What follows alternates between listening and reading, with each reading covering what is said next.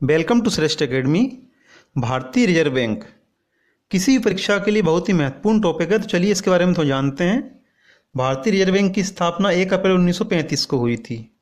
इसकी स्थापना हुई थी reserve bank of India act 1934 के अनुसार, और इसका राष्ट्रीयकरण हुआ था 1 जनवरी 1949 को। ये भारत का केंद्रीय बैंक है। ये देश की बैंकिंग व्यवस्था का नियंत्रक है। तो इसके बारे में आगे जानने से पहले हम इसकी पृष्ठभूमि में जाते हैं कि इसकी स्थापना क्यों हुई थी।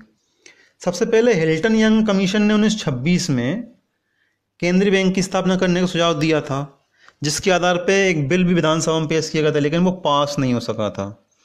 इसके बाद 1930 में केंद्रीय बैंकिंग जांच समिति ने केंद्रीय बैंक की स्थापना की सिफारिश की थी, जिसके आधार पर विधानसभा ने इसे कानून को रूप देते हुए भारतीय रिजर्व बैंक अधिनियम 1934 पारित किया था। ये इसकी स्थापना संबंधित पृष्ठभूमि है। इसका मुख्यालय मुंबई में है। पहले इसका मुख्यालय कोलकाता था, जो 1937 में मुंबई में स्थानांतरित कर दिया गया था, और वर्तमान में इसके गवर्नर हैं शक्तिकांत दास। आरबीआई का प्रबंध और संचालन ये कौन करता है? एक केंद्रीय निदेशक बोर्ड होता है, वो इसका प्रबंध और संचालन करता है। एक केंद्रीय निदेशक बोर्ड में कितने सदस्य होते हैं? 20 सदस्य केंद्रीय निदेशक बोर्ड में होते हैं। 20 में एक तो गवर्नर होता है, जो अभी हमने बोला शक्तिकांत दास हैं। इसका 4 उप गवर्नर होते हैं, और एक होता है भारत सरकार के वित्त मंत्रालय का अधिकारी। 1 और 4 5 1 6 हो गए। इसका 10 होते हैं सरकार द्वारा मनोनीत निदेशक, और 4 होते हैं स्थानीय बोर्डों से। स्थानीय बोर्ड कौन से हैं? तो रिजर्व बैंक के 4 क्षेत्र, दिल्ली, नई दिल्ली, मुंबई, कोलकाता और चेन्नई, ये 4 क्षेत्र हैं जहां पर इन चारों क्षेत्रों में स्थानीय बोर्ड है। तो इन चारों स्थानीय बोर्डों से एक एक, तो इस तरह से 20 सदस्य हैं। ये केंद्रीय निदेशक बोर्ड हैं, बोर्ड ऑफ डायरेक्टर्स। तो ये 20 सदस्य जो हैं रिजर्व बैंक का प्रबंध और संचालन करते हैं। स्थानीय बोर्ड हमने बोला 4 स्थानीय बोर्ड हैं, दिल्ली, मुंबई, कोलकाता और चेन्नई।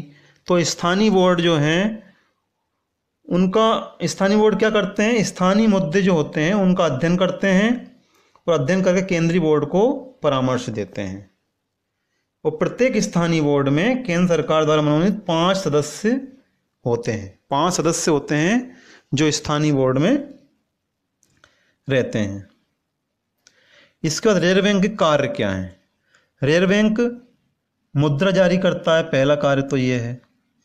कार्य बहुत ही महत्वपूर्ण है, इससे जरूर कुछ ना कुछ प्रश्न पूछा जाता है, इसलिए ध्यान से सुनिएगा। मुद्रा जारी करता है। रिजर्व बैंक अधिनियम की धारा 22 के अनुसार करेंसी नोटों को जारी करने का कार्य करता है। उसका विनिमय करता है, और परिचालन के योग्य नहीं रहने पर करेंसी और सिक्कों को नष्ट करता है। जो सिक्के और करेंसी खराब हो जाती है उनको नष्ट करता है।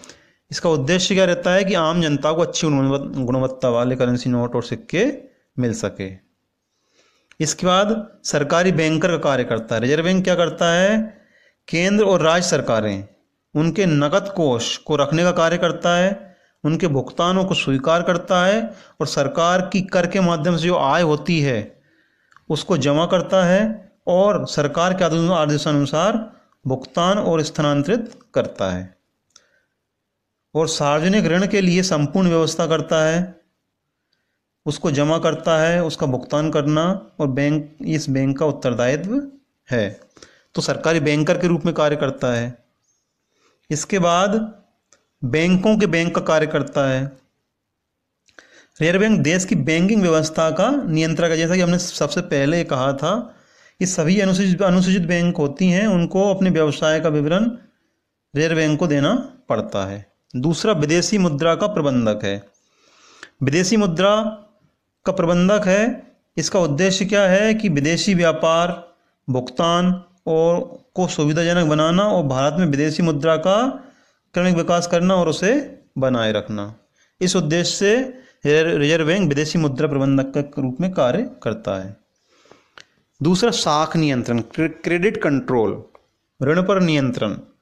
यह रिजर्व बैंक का महत्वपूर्ण कार्य है, जिसके माध्यम से वह विनिमय कीमतों और अन्य आर्थिक गतिविधियों में स्थिरता बनाए रखता है। इसके बाद रिजर्व बैंक हर साल मुद्रा और ऋण की स्थिति पर एक वार्षिक प्रतिवेदन, यह आता है रिजर्व बैंक का वार्षिक नीतिगत दस्तावेज, इस नाम से जारी करता है। तो दोस्तों, ये वीडियो कैसा लगा बताएं, कमेंट्स करें, लाइक करें, सब्सक्राइब करें।